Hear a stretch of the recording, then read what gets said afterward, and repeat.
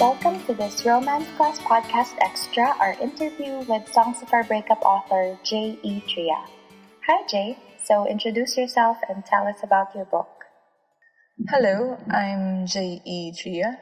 I write contemporary romance, young adult, and sometimes paranormal and urban fantasy.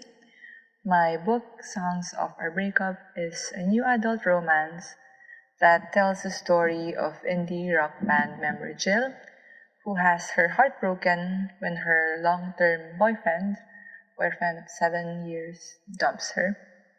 And it gets a bit complicated because her ex is also her bandmate, and basically they work together, they see each other every day.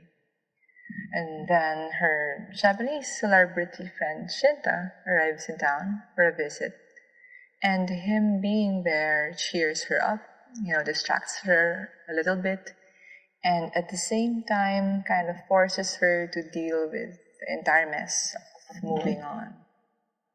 So, what did you think of the episode featuring your book? So I watched the live reading of the excerpt in PhilReaderCon, so I thought I knew what to expect. But there was just something different about this completely audio version. I felt like with the live reading, Gio and Rachel were kind of feeding off from the energy of the room, apart from each other's, energies, while with the podcast reading, they were alone in their little bubble, and it came off as this intense and really sweet, heartwarming thing. It's really great. I loved it. Didn't want it to end. Was anything a surprise to you? Anything unexpected in the performances? I knew Gio and Rachel were good, but just man, they were good. And one of my favorite surprises was Rachel's emotional safety 101 rant. I already loved that bit in the live reading. It was very raw and very real, but here in the podcast, I just felt like each word hit me harder.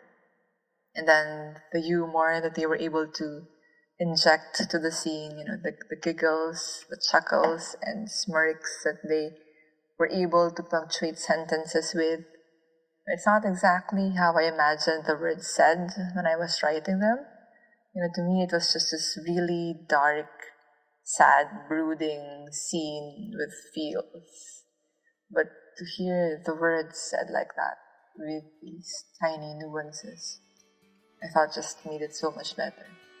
And sometimes I forget that it was me who wrote the words because Rachel and Gio already took full ownership of them.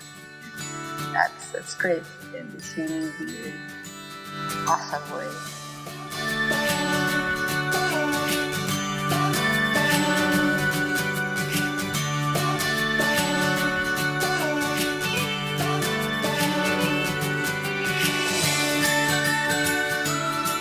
Have you listened to the episodes featuring the other books? What did you enjoy about the others? Yes, I have listened to them, and I do listen to them again whenever I need cheering up. And I guess I can share my favorite lines and favorite parts from these episodes.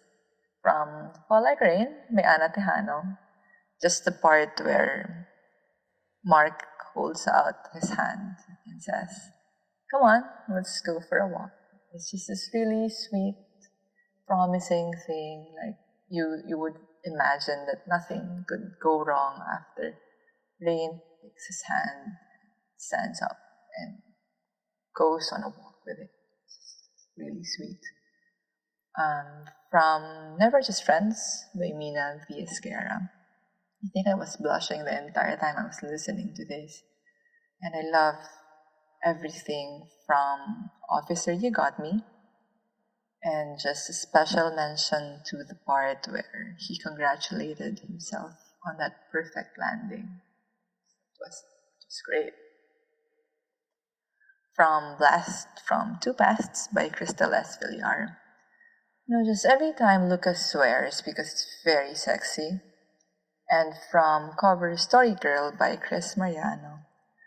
think the ma'am sir bit has a special place in my heart, and I know that applies not only to me, anyone else who would have who were able to watch Gio perform that live, whether in Phil Con or in the first time.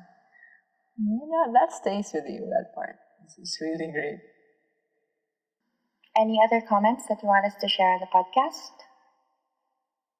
I'm just really excited for season 2 and for the rest of the season, for the other episodes that have not been released yet. And I really hope we get to do more of this, more live readings, because that's just a different experience altogether. It's exhilarating.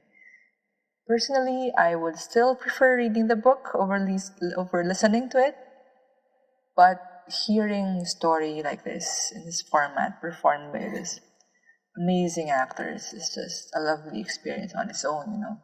You can't imagine this, and it's awesome that we get to experience something like this. So what are you working on now, and how can people get in touch with you? I am prepping my latest book for release. It's actually the second book of the playlist series. It follows Songs of Our Breakup, and it's called Songs to Get Over You. It's Mickey's book. So if you've read the first book, if you've read Songs of Our Breakup, and you like Mickey, I hope you watch out for that. And I'm equal parts terrified and just excited to get that story out there. I also wrote 2 short stories set in the same universe. I guess I'm trying to get to know the other characters, so writing about them is just the perfect excuse for that. One short story is about Nino, the drummer, and I submitted that for this project called Tales from the Metro. It should be out on Buko soon. And then I also wrote about Son, the bassist, but I'm still not done with him. I think I need a few more passes with him.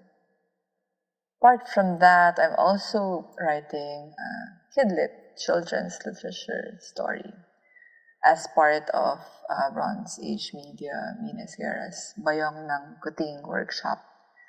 So I'm writing a lot, and it's good. It's really great. I hope I can keep it up.